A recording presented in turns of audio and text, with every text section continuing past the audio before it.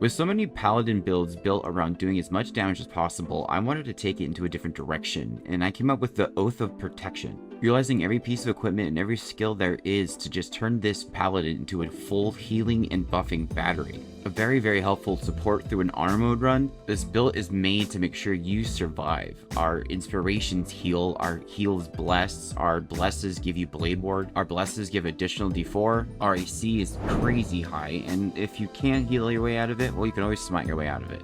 This is a super fun build that I could see a lot of people using for a support character, not necessarily their tab, so to speak, but there'll be chapters below if you want to skip around, and I'll see you at the end. Bye! Starting out at level 1 with Oath of the Ancients Paladin.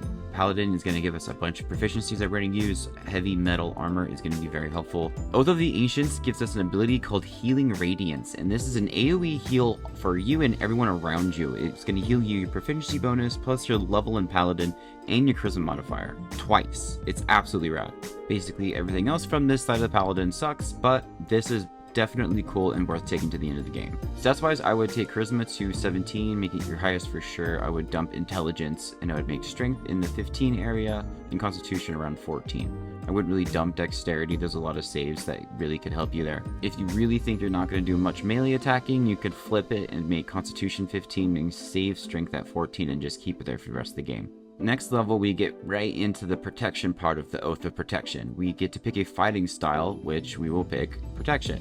Chalked. So this is pretty cool. It lets you use your reaction to make someone's attack on a friend have disadvantage. They're possibly saving their life, or at least saving their HP bar. You will only be able to use this if you are equipping a shield though, so keep that in mind. Second level also unlocks spells, so we can pick our Healing Word, our secondary smites like Wrathful Smite and Thunderous Smite. Just make sure you pick up Bless. Shield of Faith is helpful to decrease your AC by 2, but the best defense in this game is the best offense, so giving everyone a d4 to hit in their saves is going to be better in the long run than one person having a little bit more AC. Also grab Command. It's the best debuff skill in the entire game. Making everyone prone or skipping their turn entirely will always be helpful. Our next level, I picked Bard. I'm only taking one level of Bard here, so there's not too many options that we have to worry about. I'm really just picking up the few inspirations I'm going to be using here and there as just additional buffing. Now, we usually talk about equipment later on, but I want to bring up a few bardic equipment that you find in Act 1 that's going to take this a little further than people are going to assume. Because I know people are going to be like, wow, you just get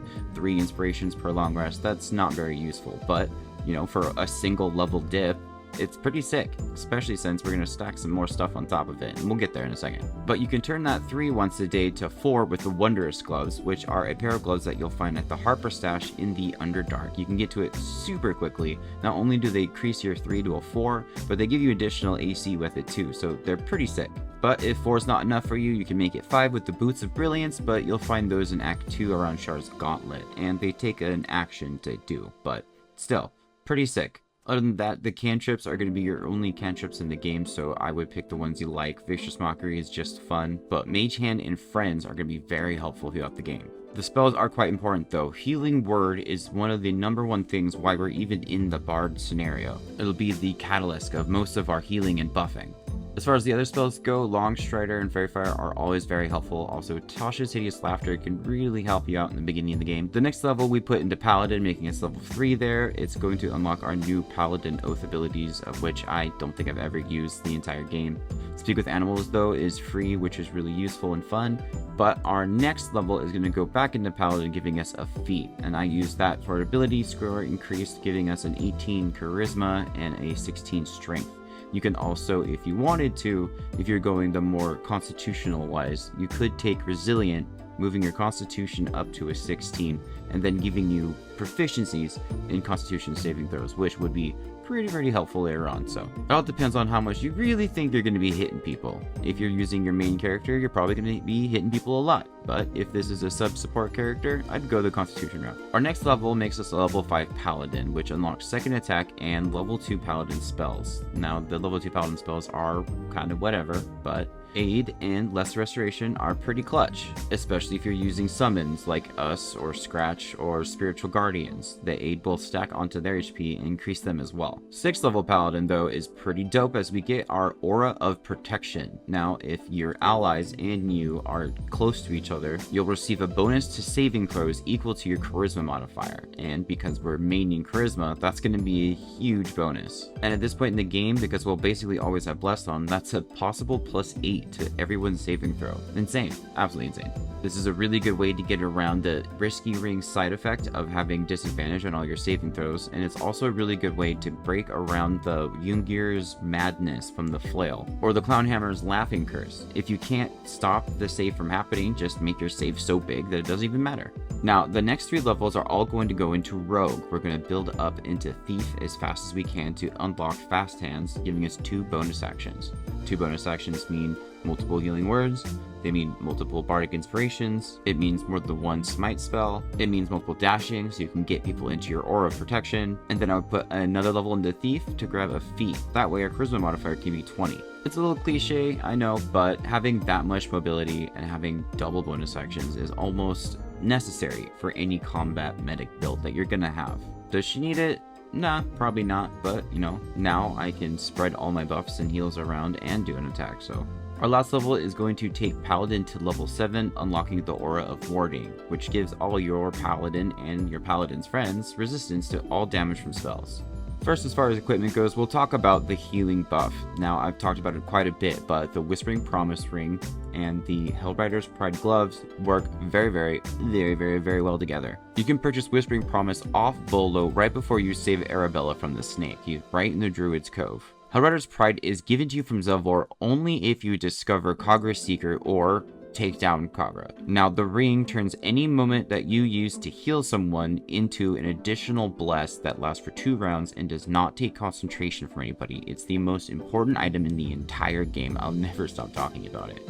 And Hellrider's Pride will take any spell that you use to heal someone and also give them Blade Ward, which gives them resistance to slashing, piercing, and bludgeoning from any melee weapon. These items together are amazing and incredibly helpful for anyone's run, no matter what the situation is, but you know that, so let's do something a little bit different. Right when you're done buying the ring from Volo, go up past Alfira while she's annoying the squirrels and unlock the chest that gives you the Cap of Curing.